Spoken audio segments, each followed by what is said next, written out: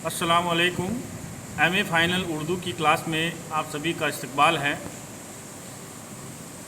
रशीद अहमद सिद्दीकी की तंज़ो मज़ा पर हम बात कर रहे थे। उसी कड़ी को आगे बढ़ाते हुए आज हम रशीद अहमद सिद्दीकी की चंद तशानीफ़ और उनकी मज़ा निगारी की जो खसूसियात है उस पर बात करेंगे। रशीद अहमद सिद्दीकी की तसानीफ़ की जहाँ तक बात है, उसमें मज़ामीन रसीद, खंदा, गंज हाय गिरा नुमायाँ, तंजियात व मजाहिकात, उर्दू तंज व मज़ा की तनकीदी तारीख़, खतूत रशीद अहमद सिद्दीकी, नक्श हाय, रंग रंग, हम नफशान रफ्ता, अतराफ़, आसफ्ता बयानी मेरी, अलीगढ़ माजी व हाल। इसके अलावा गालिब शख्सियत व शायर, इनकी इस तसनीफ़ पर इनको साहित्य अकादमी अवार्ड उर्दू ज़बान की खिदमात के तौर पर 1971 में मिला। उर्दू अदब में रशीद अहमद सिद्दीकी की तंज व मज़ा निगारी, उर्दू अदब ने आज तक जो तंज व ज़राफ़त निगार पैदा किए हैं उनमें रशीद अहमद सिद्दीकी का कद सबसे बुलंद और शायद आइंदा भी एक तवील मुद्दत तक कोई इनका हमशर पैदा ना हो सके। फ़िक्र की गहराई, असलूब की दिलकशी और तजुर्बे की वुशत ने इन्हें वो बुलंद मकाम अता किया जो कम फ़नकारों को नसीब होता है। इनका दायरा कार बहुत वसी था, इनका कलम जरखेज भी था और दर्रेज भी। इन्होंने मुख्तलिफ़ मौज़ूआत पर लिखा और बहुत लिखा, लेकिन इनके कलम के असल जौहर तंज व ज़राफ़त में खिलते हैं। ये एक इंसाइया निगार भी हैं, तनकीद निगार भी हैं, खाका निगार भी हैं, लेकिन जो पहचान इन्होंने तंज व मज़ा के मैदान में बनाई वो काबिल एहतराम है। डॉक्टर जफ़र अहरारी लिखते हैं कि रशीद साहब के तंज में तलखी और जहरनाकी का एहसास नहीं होता। वो तंज करते हैं फिर भी वो तलख महसूस नहीं होता। छोटे छोटे फ़िक्रों से बहुत काम लेते हैं। इनके फ़न में एक आमियानापन नहीं बल्कि गहराई है। इन्होंने ज़िंदगी के हर पहलू को अपने तंज का निशाना बनाया है। चाहे वो मिसाल के तौर पे देखें तो चाहे वो एक अफसर हो, नौकर हो, चपरासी हो या समाज का कोई भी ऐसा फ़र्द हो, हर किसी को इन्होंने अपने तंज का निशाना बनाया है। शेर व अदब से कतई नज़र सियासत में, तारीख़ में और दिगर अलूम व फ़नून को भी अपने मौजू में शामिल कर लिया है, जिसके सबब इनके तंज व मज़ा से लुत्फ़ उठाना आसान काम नहीं बल्कि खाशा बाशऊर है। बेहद शाइस्ता मज़ा का हामिल होना ज़रूरी है।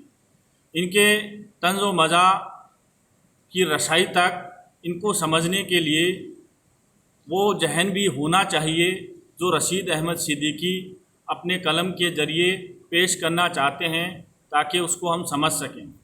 इनके मज़ा के मौज़ूआत में तनू है और रंगा रंगी है। तंज व मज़ा के किसी ख़ास मकतबे जाहिल से इनकी वाबस्तगी नहीं रही। इन्होंने शामराज, पार्लियामेंट और ICS ओहदेदारों पर कारी चोटें की।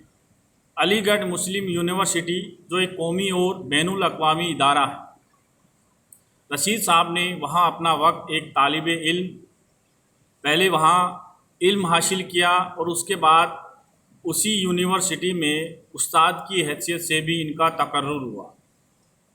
इनकी पूरी जहनीत जो है वो अलीगढ़ की है, जो हिंदुस्तानी तहजीब के बड़े तबके के समाजी ज़िंदगी से माखूज़ है। नामवर मुहक्किक और नाकिद वजीर आगा कहते हैं, जदीद उर्दू नस्र के मुमताज़ तंज निगार प्रोफेसर रशीद अहमद सिद्दीकी हैं। इनकी निगारिश की इम्तियाजी खसूसियत इसकी तहलील है। वो बहुत गहराई से सोचते हैं। इस तहलील के लिए वो लफ्ज़ी बाजीगिरी और फ़लसफ़ियाना अमल दोनों से काम लेते हैं। इनकी नस्र में इकबाल की तरह एक फ़लसफ़ियाना रंग नज़र आता है। इकबाल جہاں ایک فلسفی شاعر ہیں، وہیں رشید احمد صدیقی ایک فلسفی کے طور پر ایک مزاح نگار نظر آتے ہیں۔ طنز میں یہ فلسفیانہ کھیل ہی دراصل رشید احمد صدیقی کا سب سے مضبوط اور سب سے کمزور حربہ ہے۔ مضبوط اس لیے کہ اس کی مدد سے وہ اپنے مضامین میں ایک خاص طنزیہ کیفیت کو جنم دیتے ہیں، اور کمزور اس لیے کہ اس کے باعث ان کے طنز نہ صرف ایک فلسفیانہ اور علمی رنگ اختیار کر لیتے ہیں، بلکہ اس پر بزلہ سنجی کے عناصر کا تسلط بھی قائم ہو جاتا ہے۔ رشید احمد صدیقی کے طنز کو استعاروں، علامتوں اور مبہم اشاروں نے اتنے نقاب پہنا دیے ہیں کہ صرف وہی لوگ جنہیں اس ماحول کی معطر تنہائی تک رسائی حاصل ہے اس سے پوری طرح لطف اندوز ہو سکتے ہیں۔ آل احمد سرور لکھتے ہیں کہ اکبر کے بعد اردو میں طنزیاتی روح سب سے زیادہ رشید احمد صدیقی کی یہاں ہے۔ ان کی سوجھ بوجھ بہت اچھی ہے اور ان کا تخیل خلاق ہے۔ وہ معمولی باتوں میں مضحک پہلو بہت جلد دیکھ لیتے ہیں۔ وہ قول محال یا پیراڈوکس کے ماہر ہیں اور الفاظ کے الٹ پھیر سے خوب کام لیتے ہیں۔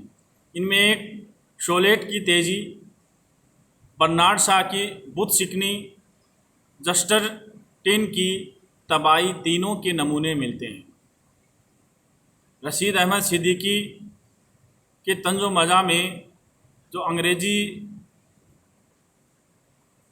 مفکر ہیں، شولیٹ ہے، برنارڈ شاہ ہے، جسٹرٹن ہے، ان سب کے نمونے رشید احمد صدیقی کی مزاح نگاری میں مل جاتی ہیں۔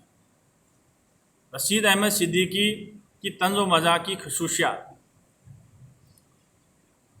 رشید احمد صدیقی کے طنز و مزاح کی آمیزش ان کی تحریروں کی بنیادی خصوصیات ہے، اور ان دونوں کا شعر و شکر ہونا بہرحال ضروری ہے، کیونکہ مزاح کے بغیر طنز کی حیثیت صرف دشنام کسی ہے، اور طنز کے بنا مزاح نگاری سے چٹکارے تو لیے جا سکتے ہیں مگر کوئی بڑا کام نہیں لیا جا سکتا۔ اس لیے ضروری ہے کہ طنز اور مزاح دونوں کا میل ہو، تبھی وہ تخلیق، تبھی وہ تحریر اپنے مقصد تک پہنچ پاتی ہے، اور وہ مقصد ہمیں رشید صاحب کی طنز و مزاح نگاری میں ان کی ظرافت میں نظر آتی ہے۔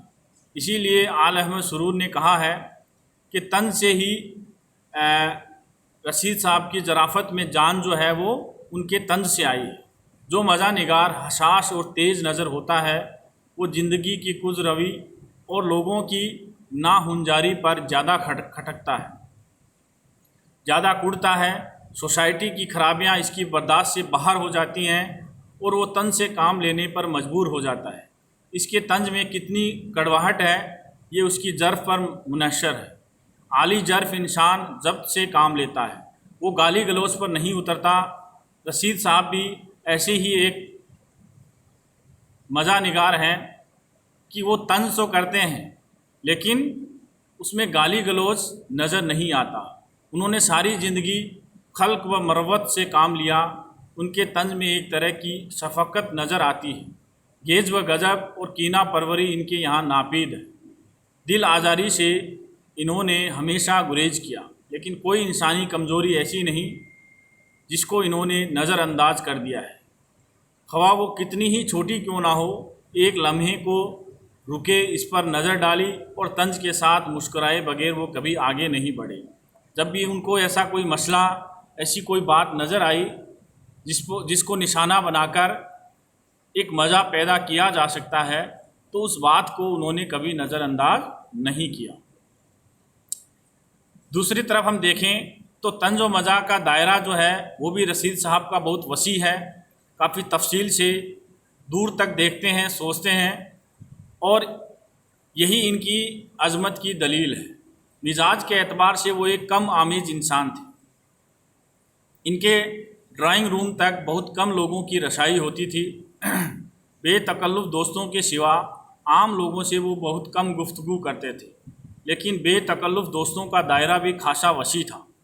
اس کے علاوہ بے شمار پرستار تھے، ان کے چاہنے والے تھے جو کسی نہ کسی طرح باریاب ہو ہی جاتے تھے، ان سے ملاقات کر ہی لیتے تھے۔ اس لیے عملی زندگی میں انہوں نے جن لوگوں کو دیکھا اور برتا ان کی تعداد بھی کچھ کم نہ تھی۔ کچہری میں ملازمت کی تو وہاں طرح طرح کے لوگوں سے واسطہ پڑا. پھر مسلم یونیورسٹی میں معلم کی حیثیت سے تقرر ہوا تو ایک نئی دنیا پیش نظر تھی. اس کے علاوہ رشید احمد صدیقی تعلیم یافتہ بھی تھے، غور و فکر کے عادی بھی تھے، اس لیے ان کا دائرہ بہت وسیع ہے. شعر و ادب، جد و جہد، آزادی، تاریخ، تہذیب، سیاست، سائنس، مختلف قسم کے ادارے اور طرح طرح کے افراد، سبھی پر انہوں نے اظہار خیال کیا ہے. اور جہاں کوئی ایسا پہلو نظر آیا جس پر ہنسنے یا جس پر طنز کرنے کی گنجائش ہو، اسے کبھی نظر انداز نہیں کیا. مولوی ہو، لیڈر ہو، وکیل ہو، شاعر ہو، پروفیسر ہو، عاشق ہو، گواہ ہو، ICS عہدے دار ہو، آفیسر ہو، روشن خیال بیوی ہو، فلسفی ہو، فنکار ہو یا چور ہو، کون ہے جو ان کے وار سے بچا ہو. فکر انگیزی رشید احمد صدیقی کے طنز و مزاح کا ایک نمایاں وصف ہے. وہ ایک ایسا طنز کرتے ہیں جو ہمیں سوچنے پہ مجبور کرتا ہے. ان کی باتیں ہنسانے کے ساتھ ساتھ فکر کو بیدار بھی کرتی ہیں. یہ غور و فکر انسان کی اصلاح کا ذریعہ بھی بن سکتا ہے. حالانکہ اصلاح مزاح نگار کا اولین مقصد نہیں ہوتا. وہ زندگی اور افراد کے بے تکے پن پر خود ہنستا ہے اور انہیں اجاگر کر کے دوسروں کو ہنساتا ہے. پروفیسر اسلوب احمد انصاری فرماتے ہیں کہ مزاح نگار کی تخلیق کا مقصد اصلاح یا انقلاب چاہے نہ ہو، لیکن یہ ضرور ہے کہ اس کی طنز و ظرافت کے نستر ہماری خود اطمینانی اور خود فراموشی کے کھول میں سوراخ ضرور کر دیتے ہیں، اور ہم چوکنا ہو کر اپنا جائزہ لینا شروع کر دیتے ہیں کہ کہیں ہم تو ایسے نہیں ہیں. رشید احمد صدیقی کی اسی فکر انگیزی کی ایک مثال دیکھیے. وہ کہتے ہیں، شہاب عام طور پر ان لوگوں کو کہتے ہیں جو صبح آنکھ کھلتے ہی بغیر کلی کیے چائے پی لیتے ہیں اور دوسروں کی بیوی کا اپنے باپ سے زیادہ خیال رکھتے ہیں. جتنا بڑا صاحب ہوگا اتنا ہی اس کا بیت الخلاء اس کی چارپائی کے قریب تر اور بھائی بند دور تر ہوں گے. تو اس بات سے ہم سمجھ سکتے ہیں کہ وہ کتنا سوچنے پہ مجبور کرتے تھے. ایک صاحب کی جو پوری تصویر ہے وہ کس طرح انہوں نے اپنے ان لفظوں میں اتار دی. خالص ادبی اسلوب رشید احمد صدیقی کے مضامین کی سب سے بڑی پہچان ہے. ادب کے طالب علم تھے، ادب کے معلم تھے اور ادبی کتابوں کا مطالعہ بھی خوب کیا تھا. اپنے کلاشیکی سرمایے کے علاوہ انگریزی مصنفوں سے فیض اٹھایا، فائدہ اٹھایا. محمد حسین آزاد ہو، غالب اقبال کو مشعل راہ بنایا. شعر گوئی میں دلچسپی نہ تھی مگر اقبال و غالب کے شعروں کو اپنی نثر میں بڑی فنکاری کے ساتھ استعمال کیا. بہت بہت شکریہ. اسی مضمون کو ہم آگے کے ویڈیو میں اور ایک نئی معلومات کے ساتھ پھر سے پیش کریں گے. بہت بہت شکریہ.